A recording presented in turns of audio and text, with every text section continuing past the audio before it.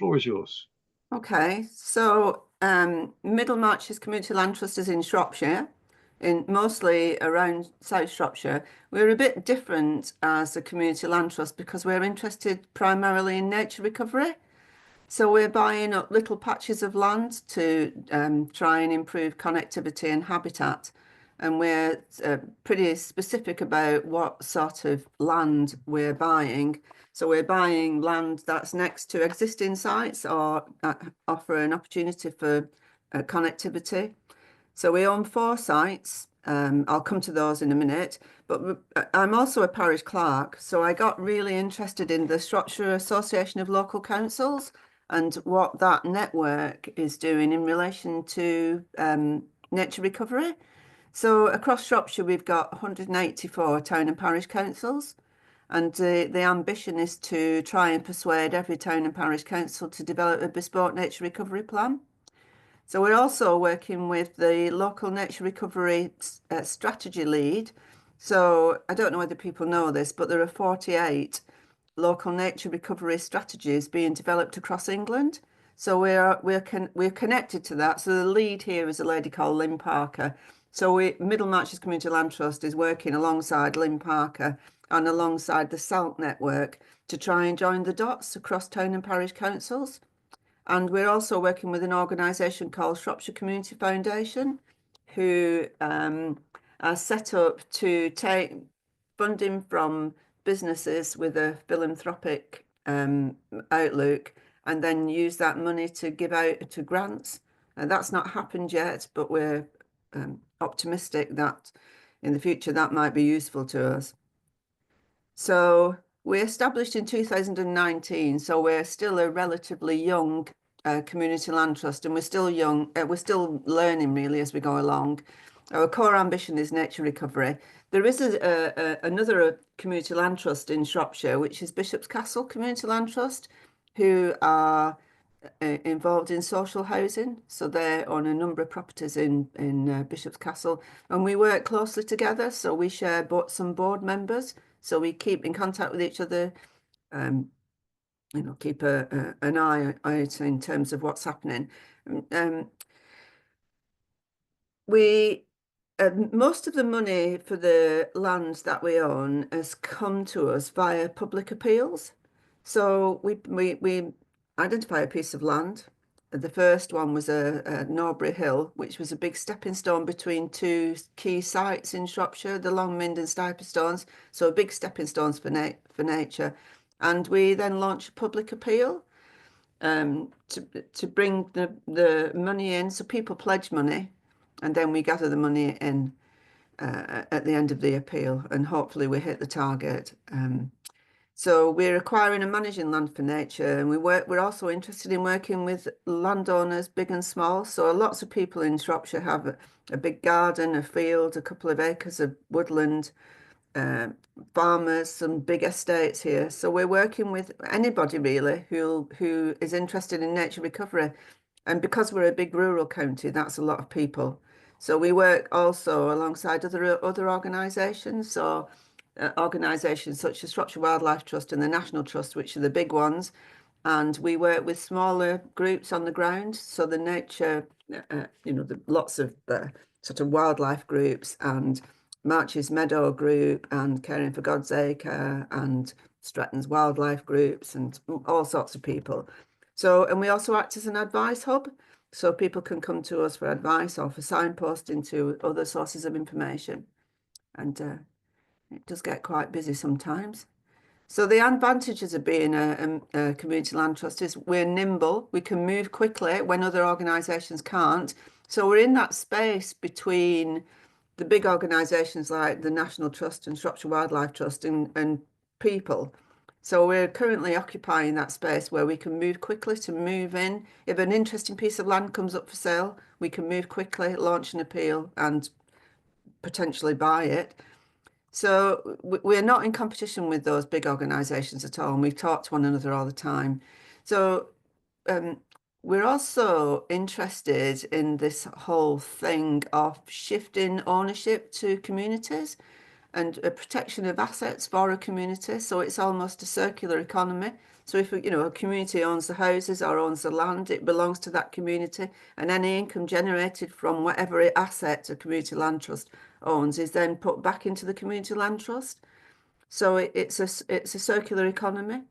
So from our point of view, what's not to like? It's very democratic. We offer shares, so we've got a big shareholding community. Uh, our experiences, it unleashes a lot of energy and potential in communities. And as far as climate change and nature recovery is concerned, I think we've turned a corner with the public. It's not the public that are the problem, it's the politicians. So if you can get the public to pick this up, then it's almost like turning the Titanic with 100 little tugs. So we've also found that because we're running lots of conferences and events, we're engaging with new people, new partners all the time. That's an interesting development. So every time we run a conference, we've run about 10 now conferences since 2019. And every time we run a conference, if we get 130 people, that's 130 new people on your mailing list. And we're opening up to new populations. So the population of town and parish councils for us is a new population. Lots of parish councils have never been seriously involved in nature recovery in the past. So our mailing list has grown a lot, and our shareholding has grown a lot, just by talking to people, really. And I don't think we've realised the potential of community land trust. I don't think people have realised the potential yet. I think the potential is absolutely huge. Tom will talk about that, when I finished. So as I said before, there are 48 local nature recovery strategies being developed across England. If you're not connected to your local nature recovery strategy, all the contact details are on the DEFRA website. So any parish councils who are not connected, I would encourage people to find out who your lead is and talk to them. The local strategy person here is Lynn, and she's sort of very open to talking to people, very inclusive. And as I said before, we're quite interested in the SALC network and engaging with town and parish councils. We ran one of our events was last December, and we ran a big event, a big conference here. We've run 3 conferences that have specifically targeted parish councillors, but the best one was last December, and we had representatives from 60 town and parish councils, which is a third of the network. To me, that was like, wow, we've really, broken through in terms of connections. And what's happening now is some of those town and parish councils are beginning to cluster, and we're developing a very simple toolkit and helping people just to think through. So it's not rocket science, nothing complicated. What I want is a very simple toolkit that doesn't frighten people away, that makes it easier for people to engage with this. So it's things like, can you open a mini nursery for trees? So I worked out if every town and parish council in Shropshire grew 200 trees, we'd have 38,000 trees to plant every year in Shropshire. So I'm one of those parish councillors who's opened a mini nursery growing 200 trees. It's not hard. You don't have to be an expert. You could plant a mini orchard. You could put a pond in. You could do verge restoration. The picture on the left is my verge, and it's been completely restored to wildflowers. If we can do that in Shropshire, all along our roadside verges, we'd have massive linear meadows, providing, a huge amount of connectivity and habitat. Okay, willing to talk to anybody who's interested in that sort of thing. So, as I said before, we own 4 sites. Norbury Hill, which is a stepping stone between Longmynd and Stiperstones, both national reserves. Cudwell Meadow, which is a wetland meadow, a little site, but very important in terms of species. And some of the stuff that's happened there is remarkable. Once you start re-wetting land, what comes back is just amazing. And Highley Sows is 3 wildflower rich meadows, again in Church Stretton. And this was an interesting appeal. We launched the appeal, and in 10 days we raised £400,000 from one community. So massive community engagement. And then on November the 8th last year, we bought Minsterley Meadows, which is a triple SI site. That was harder work, but we got over 350 people making a donation towards this site, and we secured lottery funding because we were able to match fund some of the public donations with the lottery fund application. So we hit 100,000 from public appeal, and then we matched fund that with the lottery application, and I think that's what secured us the extra funding. So we were able to sign contracts on November the 8th. If people are interested in talking to us about how we launched that appeal and how we've managed to buy the other land, I'm quite happy to talk to people directly. Again, the Minsterley Meadows site is fantastic public engagement, and the lottery grant that we've got towards that site will now help with community engagement work following the purchase of the land. So we partnered with another group, Marches Meadow Group, to manage the land because it is a triple SI site. So we've got lots of rules and regulations we've got to stick to. If anybody can come to Shropshire, you need to come in April to see 5,000 green-winged orchids on those 2 meadows. 99% of green-winged orchids are on those 2 meadows. That's why it's a triple SI site, and it's of county and national significance. Okay. So what have we been doing? We organise conferences, summer field trips on various topics, for anything from regenerative farming to meadows, verges, ditches, to species action plans, all sorts of conferences, and appealing to different groups. We're also building alliances with other organisations, in particular interested in the local nature recovery strategy. And interestingly, the new government, the Labour government, have just come up with their nature recovery document, which doesn't mention local nature recovery strategies at all. So that's going to be interesting to see. All this work has gone into these strategies for 3 years, and it's going to be interesting to see what happens with the Labour government. And we're interested in, broadcasting the potential of community land trusts. So as I said before, public engagement and capacity building, it raises our profile every time we hold an event, and we've increased the number of shareholders in the mailing list. And we're particularly interested in shifting the power. So shifting the power away from agencies to communities. Yeah. So this fantastic network.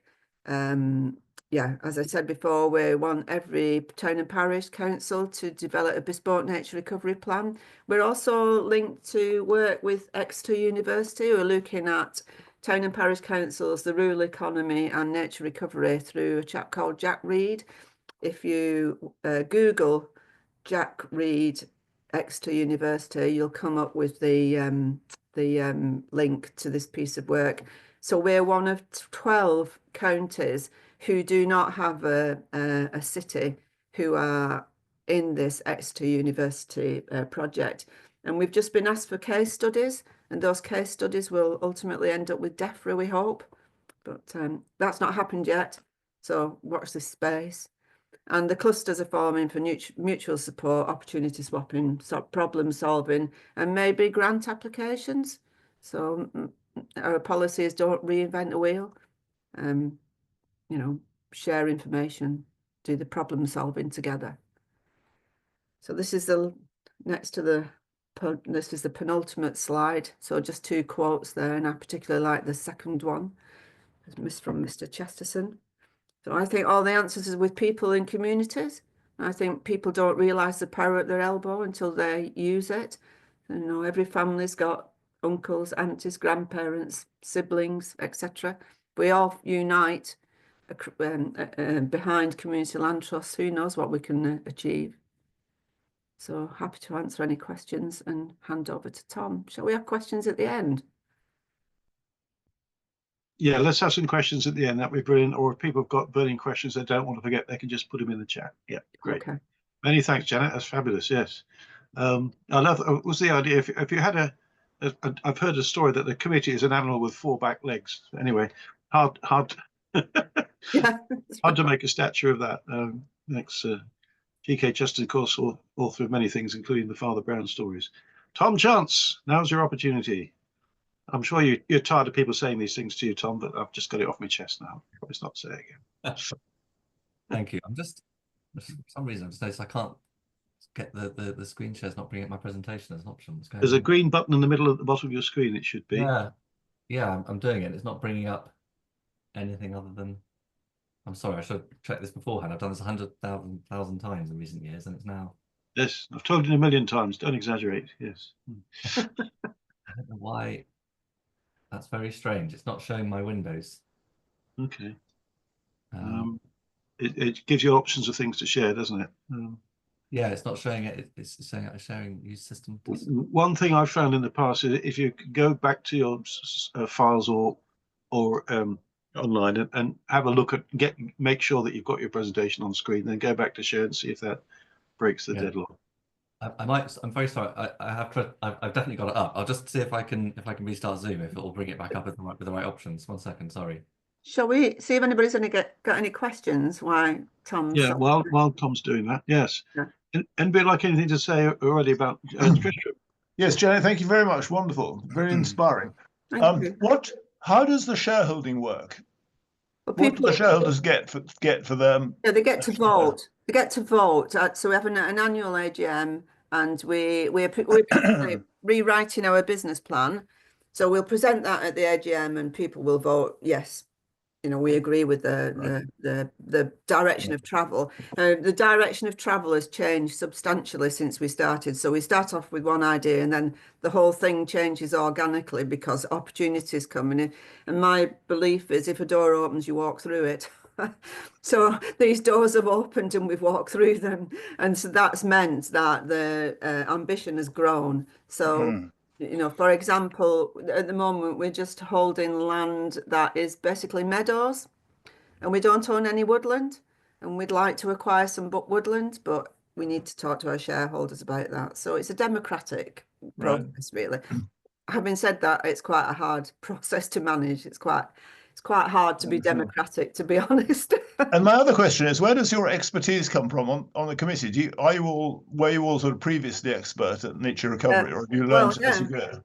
On our particular board, we've got people who work for Natural England. We've got ecologists and people who are university lecturers, and we've got a barrister on our committee. My background is in nursing, so I'm a complete outsider. But I'm interested in networking and conferences. So when I was working, I was setting up networks in nursing. So yeah, everybody brings something completely different. So, but yeah, we have just been registered actually as being competent. In Shropshire, they're going to open a super NNR, a super nature reserve. So we've just been registered as competent to be part of that super nature reserve. Yeah. Wonderful. So these doors open and you just walk through them. So we're looking at being registered as an organisation that can give conservation covenants out as well. And again, that's something the barrister on our board is quite interested in. Sorry, that can do what? Accept covenants? Conservation covenants. So Google conservation covenants. It's about protecting land in perpetuity. Right. Okay. Can I just ask one question? Am I coming through? Yeah. I don't know whether I missed it or not, but how many people do you have in your for a membership in order to be able to function the way you do and to fundraise the way you do? Do you mean board members? No. How many members do you have of the land trust? We've got, well, it depends if you mean shareholders, we've got several hundred shareholders, but we've got a much bigger, what we call members and members of our mailing list. So we've got a big mailing list and then we've got several hundred shareholders as well. When you say several hundred, what, I mean, I'm trying to get some idea of the scale of the organisation. If you're small, raising the amount of money you're talking about. Oh, we don't raise money from shareholders. So the shareholders just buy a share and then with the shareholdings kept in a separate account that's ring fenced. So we're raising money from public appeals. So the shareholders are not funding the organisation at all. They just buy a share and then that's held in an account. Okay, but I mean, in order to form the trust to start with, presumably you have to register a certain number of shareholders. No, I don't think so. I think we just You have to don't? stump All up right. a few £100 and register. Okay, all right, thank you. I can answer the question. The legal minimum is 3. Ah, there we go. Not a high bar to get something started. Janet, we've got a couple of questions in the chat for you to ponder, but now Tom's back. Tom, would you like to give us your talk, and then perhaps we can come back to you afterwards, Janet, to give you to answer the questions that Gary's put in the chat for you. Over to you, Tom. Well done. Thanks. I'm really sorry for the hiccup with showing the screen. Hope that's now showing, isn't it? Yeah, all good. Yeah. Okay, so I am the Chief Exec for the Community Land Trust Network, which covers community land trusts, a few hundred across England and Wales, including Janet's in Shropshire. We are a peer-led network. We bring practitioners together, also with contacts in government and industry. We do a lot of advocacy work with government and so on. So we're sort of collectively trying to build this movement of community ownership across nations. And there's a sister body, Community Land Scotland, doing very similar things in Scotland. I want to start by relating what Janet was talking about to the whole country. And in this case, this is England. And you might have seen recently the government published a consultation on what it's calling its land use framework. And they're looking at how is land used across the whole of the United Kingdom, or sorry, how is it used across England, and how do you manage trade-offs between different land uses as to, in the government's view, build more homes, provide more energy infrastructure, restore more land to wild habitat, to continue to produce food. There's this challenge of how do you make all these trade-offs of land usage across the country. And one of the things they note in their consultation is that in England, similar in Wales and even more so in Scotland, most land is privately owned, and that land is highly concentrated in its ownership, particularly not so much in homeowners or farmers, but particularly companies that now buy almost half of the land that comes up for sale in rural areas is being bought by investment companies, rich individuals, some of the aristocracy and gentry and so on. And so who gets to make decisions about the trade-offs in land usage is a relatively small portion of the overall population. And I gave a talk recently, in fact, in Shropshire. This is the area that Janet's describing. This is the Shropshire Hills, and you can look at this and think, well, Britain's a very green and present land. But we know that, for example, nature is in crisis, that the way that we're using our land has continued to drive a reduction in biodiversity and in habitat health across the country. We also know that human habitats are in crisis, and that with housing, for example, there's a very significant shortage of genuinely affordable homes. There's a lot of rural homelessness, and then in the cities, equally major problems. So the way that we're using our land at the moment isn't necessarily meeting all the needs of us as communities or of the natural world around. We're going to watch your thing. So where we start from with the Community Land Trust Network is the idea that among many solutions, and this is not obviously the only one, but one of them would be, what if communities could own some of that land in their area? And if they could then decide on those trade-offs that the government is interested in democratically and locally, to think, how do we meet our needs around housing, nature, the climate breakdown and reducing carbon emissions and so on? How do we do those democratically as a community, have some agency in this, as opposed to just being consultees or voters or passive bystanders? What if through owning that land, we could also hold the value of that land and any rents you can get from that land, and make sure that land is being used for the well-being of the current generation and future generations? So to take a long view of how we use the value of that land. And what if communities through that ownership could be a partner with others who then use that land, and indeed a landlord could be using that land? And that could be housing associations and developers building on it. It could be farmers using that land. It could be energy companies putting infrastructure onto that land. So what if you could do all those things? Well, that is what a community land trust is there for. So community land trusts are simply an organization that is set up for a defined community. Janet described the geography of hers. Once you've just described the area that community land trust exists for, anybody who lives or works in that community can join the community land trust, and they then democratically control it. Its purpose is to buy land and assets on that land and to steward and develop them, whatever those are, and then to hold those in trust for the long-term well-being of the community. And these are all legally binding aspects of the community land trust model, which was put onto the statute books back in 2008. What they then do with that model can vary very widely. So Janet's talked to you about Middle Marches with a real focus on nature restoration across the Shropshire Hills landscape. But you can do many other things. I'm just going to give you a few examples, not going to be exhaustive or we'd be here until evening. There's one in Cambridgeshire that has developed a village heating network to take homes within the village off of oil heating and to have a renewably powered district heating system for the village. Very ambitious. They did this project as a second project after having previously completed some affordable homes with the local housing association. And in doing that project, they were interested in not just providing rents that people could afford locally, but also addressing fuel poverty. And in thinking about fuel poverty in relation to new homes, got them thinking about fuel poverty with the existing housing stock in the area and its dependence on fossil fuels. Rural social housing has been a real specialism of a lot of community land trusts in rural areas, most of them partnering housing associations to develop it. So this is where the community is the landowner and sits alongside and works with a housing association, which brings the finance and expertise to be able to develop these homes. And Graham mentioned he's in a CLT that is doing this in Gloucestershire at the moment with a housing association called Asta.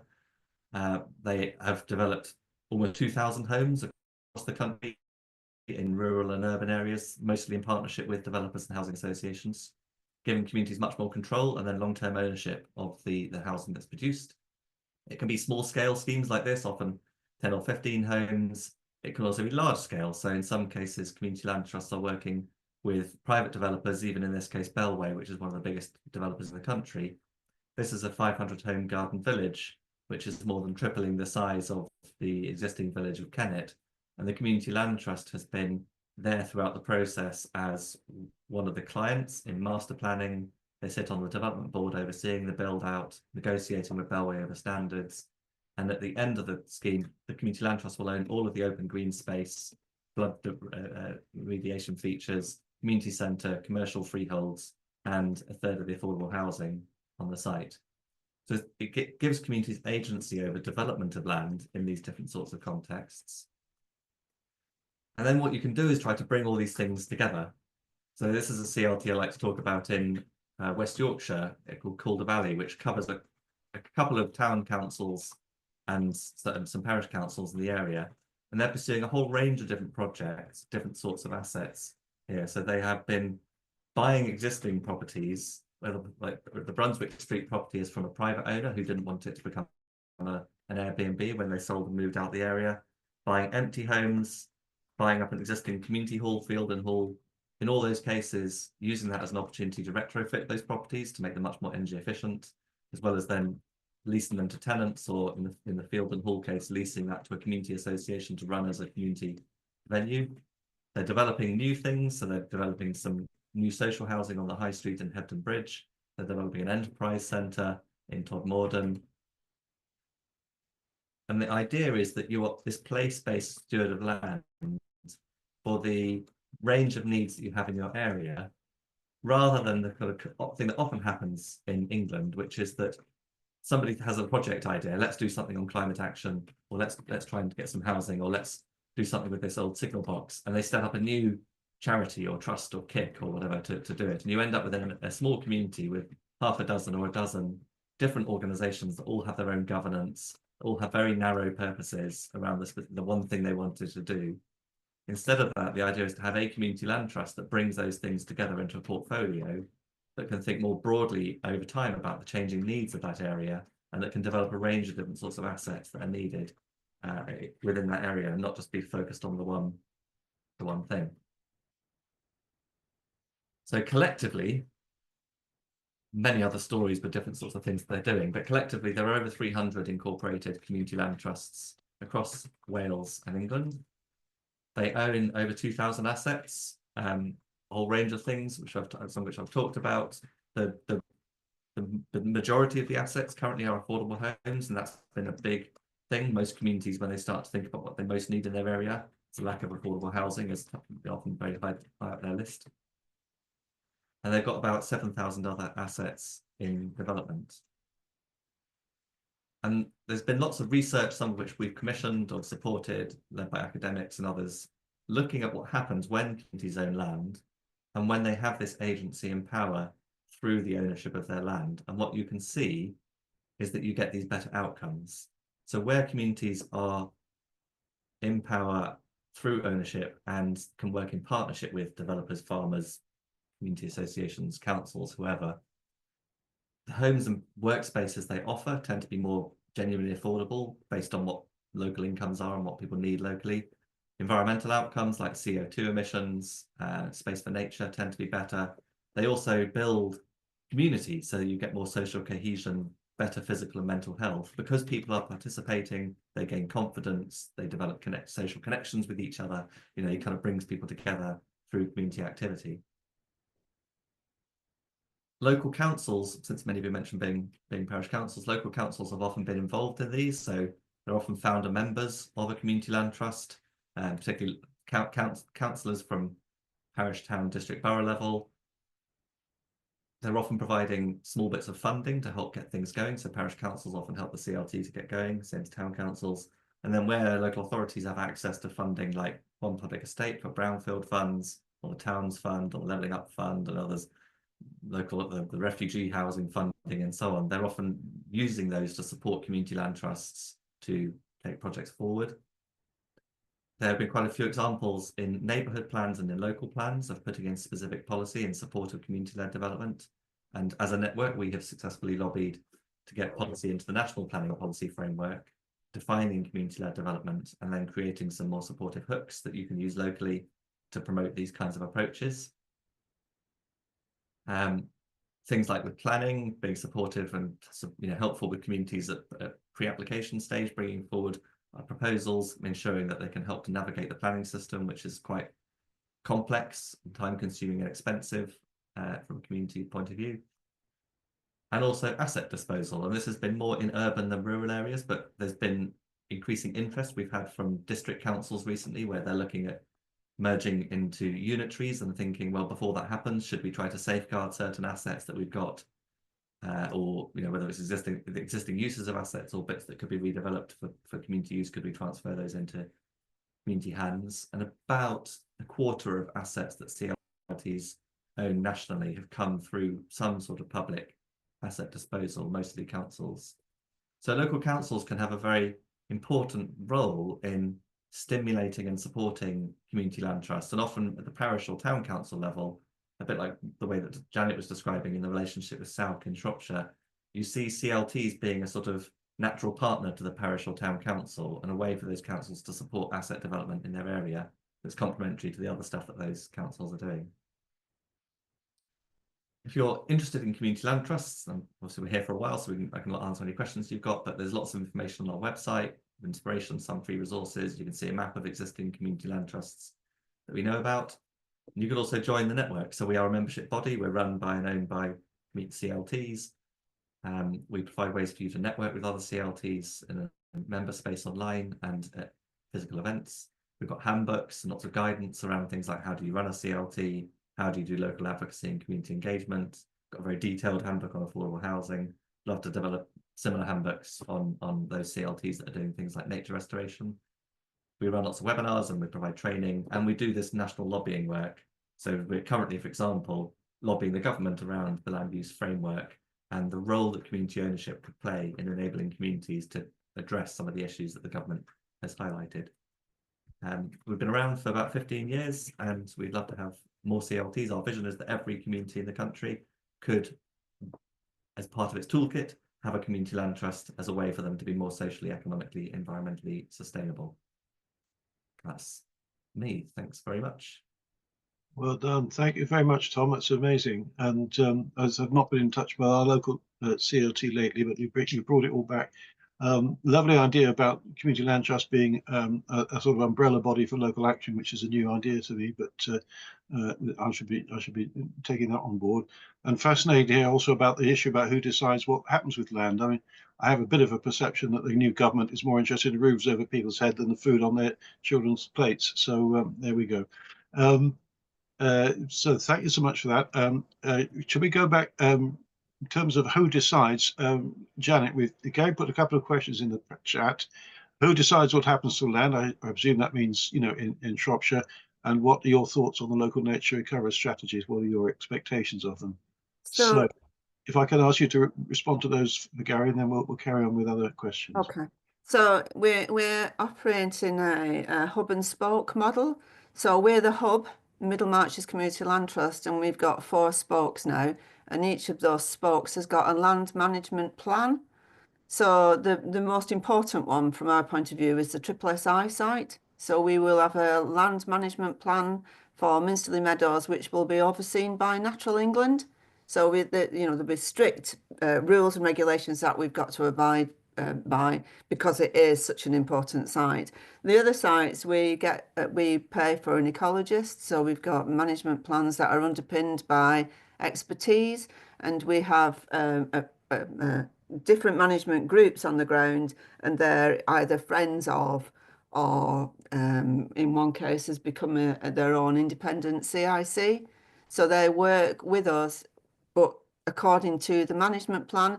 And who makes the decisions? Well, we ultimately make the decisions about how these bits of land have to be managed, but it's not just at our whim. And then, you know, that's run in front of the shareholders at the AGM. People are kept informed.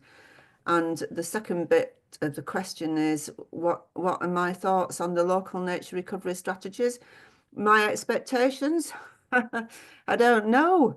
I'm a bit disappointed that the Labour government document didn't mention local nature recovery strategies, but I can't imagine that they're going to throw 3 years of work into the bin, and we'll wait and see. So my thoughts are they'll only fail if people let them fail. So we get enough people behind local nature recovery strategies, then politically that's a dangerous place for any politician to go to.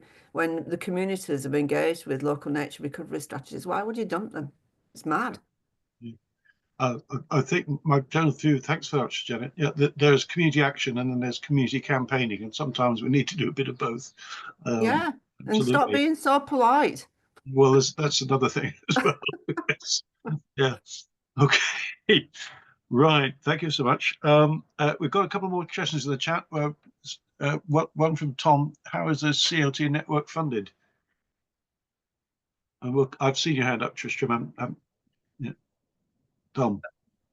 We get roughly a third of our income from fees from members and from services we provide, and then some corporate partners. Andrew, I think Longhope has actually lapsed. We'd love to have you back as a member. I'll have a word, Tom. Yeah, I was wondering about that. Yes. And then 2/3 is grant funding, principally from the Esme Fairbairn Foundation and the Nationwide Foundation, who've been our 2 big supporters in recent years. We do grant, you know, the usual charity thing, grant funding to run projects. Yeah. Good old Esme Fairbairn Foundation been going for ages. I saw somewhere, I think on their website, they wanted to spend all their money by 2040. I think I've got that right. We can help with that, can't we, Tom? Right. Before I come to Tristram, Keith, you asked how much time is required from individuals in running community land trusts. Probably Tom and Janet have got some idea. Janet, how much time do you spend on it on your board of management? Well, I spend a lot of time, but it's not, you know, it's not required of me. I spend a lot of time organising events and talking to people and networking, but that's my choice. The minimum amount of time we expect from the board is 2 hours a month, every month. So we have a board meeting every month. It's just because we're so busy. There's so much going on that if you missed a month, you'd really struggle then to catch up the month after. But I mean, obviously we talk to one another in between. We have field meetings, and I attend. I'm a board member of other organisations as well, connected to this. So I just keep doing what I'm doing. So. Right, you're the networker. Yes. Yeah. Does that match the national picture, Tom? 2 hours, average 2 hours a month for board meetings? I suppose it varies. Boards, you know, some boards might meet quarterly. Some might meet monthly, some might meet more. It partly depends what the CLT is doing, and then also the size of the CLT. So the largest CLT has a turnover of several £million and has staff, and you know, so board members are meeting quarterly to do the governance bit. and then the day job is being done by staff who are paid. And I think Paid staff. at the smallest end, obviously, yeah, it can be a complete amount of voluntary time. And I think one of the reasons we've seen forms of partnership, for example, between community land trusts and other organisations, like in Andrew's case, working with a housing association, is that it reduces the load on volunteers. So some CLTs really do everything. It's like very DIY, self-build housing and so on, and that becomes an all-consuming project. If you've got the time and the energy, then it's brilliant. But a lot of CLTs basically like to work with, we've developed an infrastructure of support organisations who will come in to support you to deliver complex projects, to create those partnerships for you with people who bring access to finance, technical capability, and so on. So it's not quite so daunting as it might otherwise be if you're doing it yourself. I think the other thing to bear in mind, because it was mentioned before we really got going with the meeting, is the sort of time span of commitment. So, again, depending on what you're doing, but if you're looking to do asset development, like if you want to develop a community energy scheme, or you want to develop some affordable housing, these things take anybody time. There was a study done recently comparing actually community-led approaches to mainstream approaches, and it concluded there's no difference. And it's sometimes just that communities don't realise how long these things take. So average time it would take to develop a small housing scheme is around 5 to 6 years. And that's more or less the amount of time it will take for a community. So it's both your 2 hours a month, but also thinking you and others might want to be thinking about, are you willing to put in 2 hours a month for 5 or 6 years in order to realise what you want to achieve? Thank you. I mean, one of our early meetings in Longope, I think some people turned up wanting to put their names down straight away for a house. that was a few whiles ago.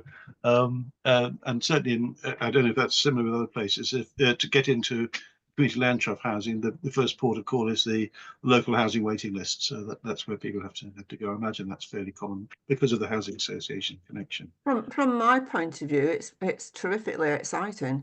Yeah. To see something just take off. And I love talking to people and working with people, and you rub off on each other, so you can be in a room with 4 or 5 people and you're all sparking off ideas, and we've just, because we got lottery funding for our last piece of land, we've now in a position to employ a project coordinator. So we're all volunteers, but we've now got a paid person. And her background is in museum work, so she's an ex-museum curator, used to working with people, very motivated, and it's blooming great, So having another person who's as motivated to do all sorts of things. We're even starting to develop a new language like Meadowing Minsterly. Oh, right. Okay. I hope it's not too painful. Yes. No. Yeah, I mean, people management, all of us probably on this call, people management is where it's at, isn't it? And that's what, and on the other hand, there's not a stranger's fault, as they say in Yorkshire. So there we go. So it's not always straightforward, but I always say partnership working is more work it's not easier, it's just more work for a better result. But there we go. Tristram, you think you're having have a hand in there. What were you going Yeah, I wanted to come back, Janet, on this thing of the democracy. So you've set up the Land Trust to concentrate on nature recovery, but all your members have a vote. Is that how it works? Oh, the shareholders. The shareholders. Sorry, your shareholders. Your shareholders. But does that create any sort of danger that people want to say, well, no, actually, we want social housing now, so we want to change the remit of the CLT? That's not happened yet. It is an interesting potential development, and we've got this other community land trust in Bishop's Castle that we're working quite closely alongside. I wouldn't say we're working with them, but I'm quite interested in connecting nature recovery and social housing. I don't think there's any conflict there, and I think we should be pushing that message. Yeah, that's not happened yet, but it may well do. It's controllable. But it's good to have those conversations, isn't it? It's good. Well, yes, so long as it doesn't descend into sort of chaos and infighting. Yeah, well, it hasn't yet, and we've navigated. We have been in one awkward situation, which we've navigated, which is one group of people did set up their own community interest company, but we're still, we are still the landowner. So, that could have been an awkward situation, but we've resolved it in the end. Yeah. Right. Well done. Thank you. We had a talk a couple of whiles ago about climate gardens, about people using their own private gardens to create wildlife habitats. I see Tom's nodding there. So, I mean, that's another avenue in. I've also heard come across lately something called the River of Flowers. So we've had climate gardens, we've had bee squares, and then we've got River of Flowers, and people thinking about very much about wildlife corridors and networks for pollinating insects and other critters as well. So there's lots of these good ideas coming forward. Yeah. I think on that, Andrew, what we often find is that the people who are involved in setting up the CLT are themselves often connected into many other community initiatives like that. And it's interesting. I just see it as it's like the community land trust is one of the tools you have in your box as a community to do things, and that it's not that it's the only thing. And you sort of think about how you connect these different ideas up, and that it gives you some extra options that communities generally don't have at the moment. Which is, you can sort of do things in your own gardens, and you can do things where the council lets you make use of some land so long as until they change their mind and so on. But it's sort of, well, what about all the other land in the area and all the stuff that's being developed and all the housing that's being built and that bit of that big SSI site that's coming up that's up for sale and so on and so forth. It's that's the bit the CLT gives you. Yeah, making connections is the great thing. Again, another of my many theories. In any place, it doesn't matter the size of it. There's 20 people that do everything. I mean, that applies to small villages, as it probably applies in London as well. But we know the kind of people we are, and so we've got someone in the room. And Janet, you're clearly one of those motivators that gets things happening. Very much so. We're running a project in Shropshire which runs alongside the Community Land Trust. It's actually on our website, which is Restoring Shropshire's Verges project. So we've been running that project since 2016, and that was the first thing I got involved in Shropshire. But that's resulted in two things. One is a project that looks at the cost-benefit analysis of restoring the verges. And the second one is the second strand of that is setting up small volunteer groups. And we've got over 40 small volunteer groups now who've adopted a length of verge and are restoring that to wildflowers. And it's a no-brainer. So it saves money. It hits the biodiversity net gain stuff. It hits the carbon capture stuff, and it makes the contract cheaper. So we're now at the table negotiating with the Highways Department on the change of contract. So that we didn't know that was going to happen at the beginning, but yeah. No, that's great, and you're talking about doors opening, and sometimes these missions you suddenly get. I firmly believe every project has its time. There are times when all of a sudden, right, here we go, and that you just give us another example of that. Great. Have we got? I'm so pleased we've had both of you here today, because to have Tom giving us the bigger picture and Janet giving the world from the ground, it's been a brilliant combination. Thank you so much for all of this. Anybody else? Gary, Jenny, anybody else got any questions or points you want to raise? While you think about that, I'll just check and find out what's happening next meeting so I can announce it. Yeah. Tresham, does any of this resonate with the parish online? Yes, potentially, very much so. So Janice and Tom, I run a company called Geosphere, and we have a product called Parish Online, which provides mapping tools to parishes. And there's about 1,800 parishes across the country that use it. And what we want to do is embed guidance on things like, how to nature recovery and how a parish should go about it. But we haven't done that yet for nature recovery, but we'd very much like to. So that might be a useful thing to discuss with you both. So Tristan, if you email me, I can send you. I've just written up a case study about Middle Marches Community Land Trust for the Exeter University work, and 3 case studies. They specifically wanted case studies from parishes. So we've got four case studies, and I'm starting to collect case studies from other town and parish councils across Shropshire. If those are of interest, that would be quite, that would be great. Happy to share those. Good, thank you. Drop me an email. Yeah. Thank you. I keep coming back, Tom, to your suggestion that community land trusts can be an absorbing institution that brings all the various things together. You're absolutely right about a lot of initiatives have felt they've had to be very focused on whatever it is they're doing. Back in the day in Gloucestershire, the local voluntary sector organisation said, well, why don't we get some of these guys to share their back office services, save them money, and so then they concentrate on their missions. And it didn't take off because people were so used to doing this and they couldn't really work sideways. And that sounds like that's been a bit your experience as well.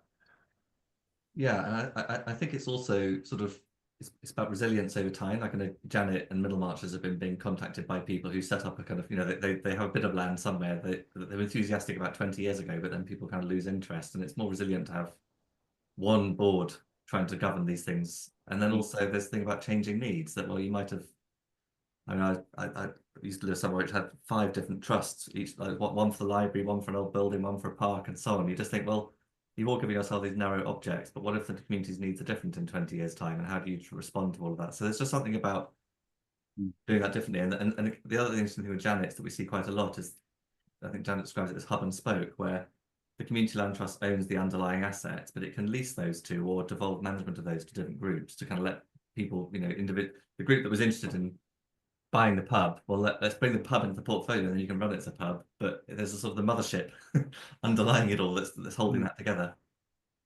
I can see me getting in touch with you again about this, Tom, because I think if this is going to be a useful way forward, certainly for some places, then we can think about how we sort of promote that.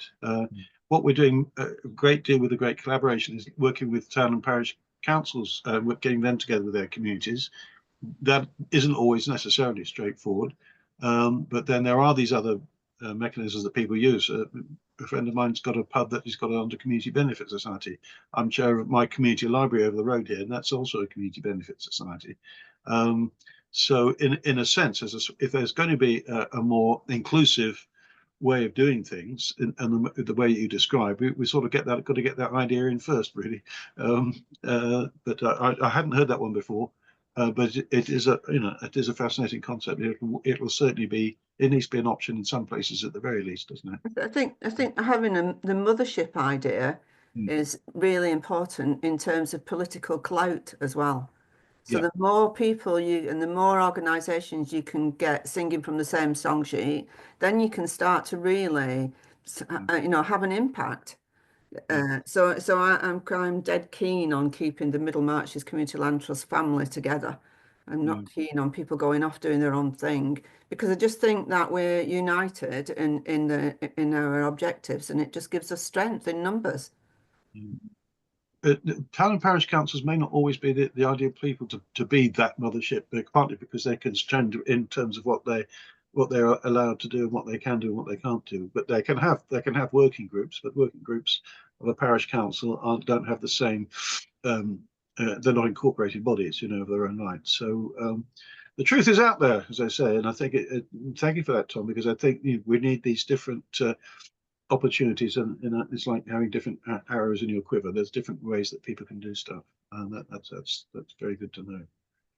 Great. Well, we've been small but select this morning, but I think we've had an amazing discussion, some great feedback and questions, and I can only say that this particular session is going to be very much looked at because we publish all the past questions. If I could ask Janet and Tom to send their presentations over to Graham, please, so that he can put them on there as well. Next week we'll be talking about Manchester City, the first carbon literacy city. We'll find out more about. Yeah, I know. I used to live near Manchester. We'll see what they have to say for themselves. But my word, these sessions on Wednesday middays have really taken off the things that we hear and talk about today. But meanwhile, big round of applause. Thank you for chatting. Yeah, thank you very much. Very interesting. Thank you so much for everything you've done and said. Keep on doing what you're doing. And Tom, I'll have a word with Langhope. Let's see if we can get the subs together again for you. Sadly, they've just lost a couple of members from the original board, but I'm still in touch with them. Great. Good. Thank you very much. Thank you, everybody. Let us go forward together again. Thanks, Andrew. Take care. Cheers, Tom. Cheers, Jenny. You're right there, Jenny.